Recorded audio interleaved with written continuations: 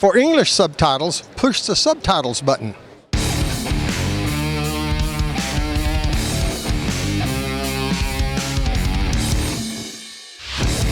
Hallo zu einer neuen Reptil-TV-Folge. Mein Intro-Tierchen finde ich besonders genial heute.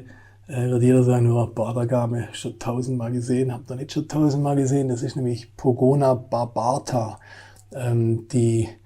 Die Viticeps ist ja die Streifenkopf-Bardergame und die barbarta ist die, wüsste ich gar nicht, östliche, genau, die östliche, ich habe es hier gerade souffliert gekriegt, die östliche Bardergame, sagt man wohl auf Deutsch dazu, Pogona barbarta. Ich würde bald mal sagen, seit Jahren gibt es Gerüchte, gibt es sie denn wirklich oder gibt es sie in der Terroristik wirklich? Es gibt wenige, aber es gibt welche. Ich sage jetzt mal, es gibt zum einen zwei Erkennungsmerkmale. Bei den Babys sieht man es gut, die haben so Punkte auf der Nase.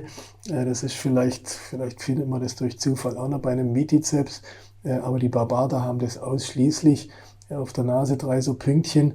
Was auch ein sehr gutes Merkmal ist, dass die ganz gelbe Maulschleimhäute haben. Mal gucken, ob ich dem hier gleich das zeigen kann. Ja, wird schwierig werden. Gell? Sieht man es gleich, komm, zeig mal mach mal die Goschwing auf, ja, minimal sieht man es, ne? Die Schleimhäute im Maul sind gelb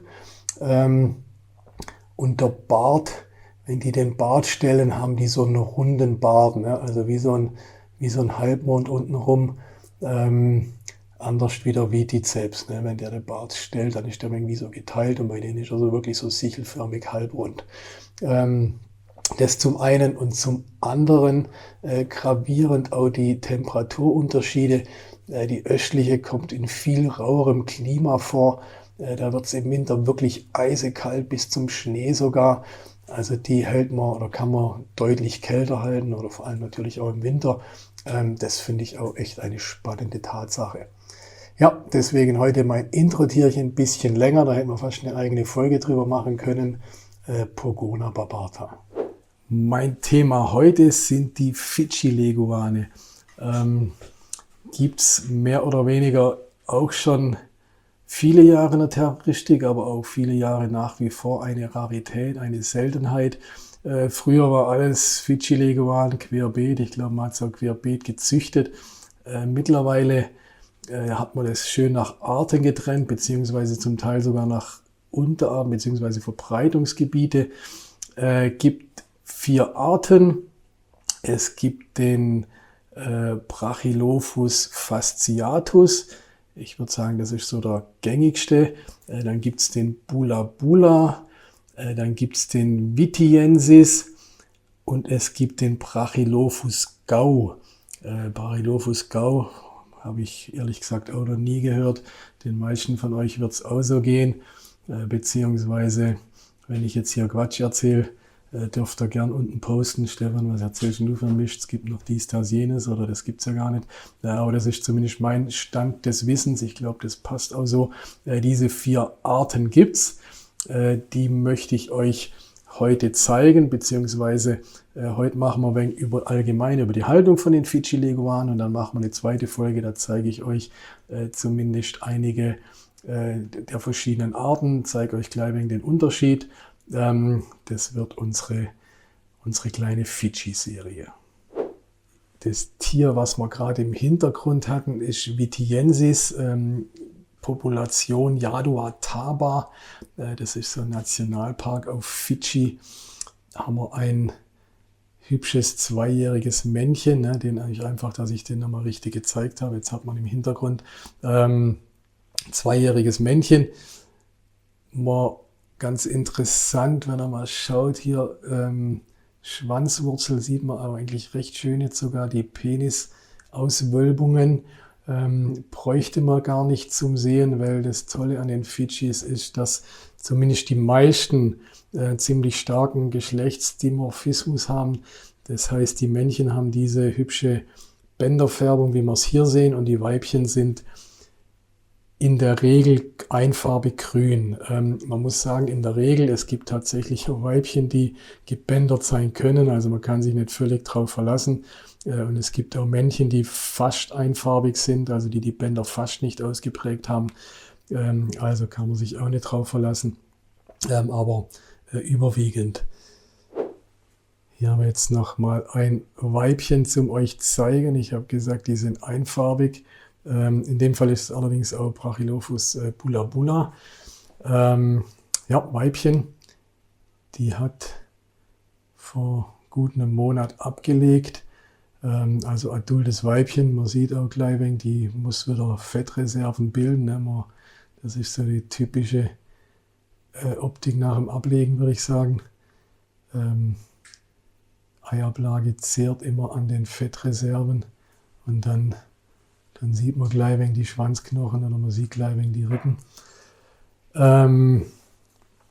Zur Eiablage, die Tiere werden mit 2 Jahren oder gut 2 Jahren sind die geschlechtsreif, machen 3, 4 Gelege im Jahr. Also wenn man die Fidschis wirklich mästet und das Maximum rausholen will, dann kann man sogar bis 4 Gelege im Jahr haben. Würde ich euch nicht unbedingt empfehlen. Ich meine, das wissen wir alle in der Terroristik, dass das nicht unbedingt gut fürs Tier ist, wenn man da auf Teufel komm raus viele Eier produziert. Nichts gegen gut füttern, aber man muss es, oder auch nichts gegen das Züchten natürlich, aber nicht unbedingt übertreiben. Hier haben wir jetzt ein Jungtierpärchen sitzen. Sind in dem Fall wieder Vitiensis. Sieht man ganz gut eben diesen Farb- oder Geschlechtsdimorphismus. Ne? Da hinten der Mann, der jetzt auch noch richtig schön seinen Bart stellt und uns hier zu imponieren probiert. Und das Weibchen sitzt ganz schüchtern daneben. Das sind Jungtiere, die jetzt ungefähr 1 Jahr alt sind. Oder halbes Jahr, ne? Ich korrigiere mich, gutes halbes Jahr.